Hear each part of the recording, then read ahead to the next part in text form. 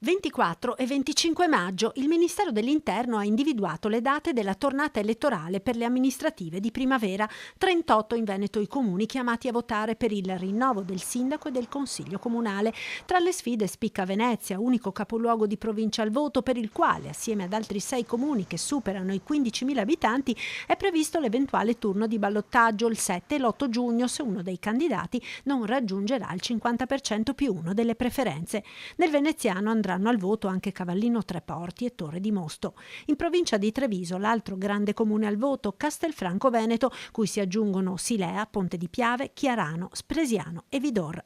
In provincia di Padova al voto il maggior numero di comuni, 11, sono Albignasego e Monselice, che potrebbero andare al secondo turno, e poi Anguillara Veneta, Bovolenta, Campodarsego, Carmignano di Brenta, Casale di Scodosia, Castelbaldo, Due Carrare, Pernumia, Sant'Angelo di Piove di Sacco.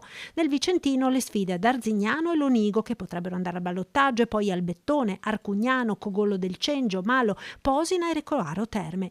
Nel Bellunese alle urne i comuni cadorini di Borca, Cibiana, Valle, Vodo, Zoppè e in Agordino Colle Santa Lucia e Gosaldo. 2 le sfide nel Veronese a San Bonifacio, con possibilità di ballottaggio, e Colognola ai Colli.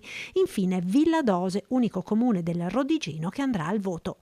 Quella del 2026 sarà una primavera densa di appuntamenti elettorali, oltre alle amministrative. Si voterà infatti per il referendum sulla giustizia il 22 e 23 marzo e negli stessi giorni i cittadini dei collegi uninominale 1 di Rovigo e uninominale di Selvazzano Dentro dovranno mettere nell'urna anche la scheda per eleggere i 2 deputati che andranno a prendere il posto di Alberto Stefani, eletto presidente della regione, e Massimo Bitonci, nominato assessore nella giunta regionale.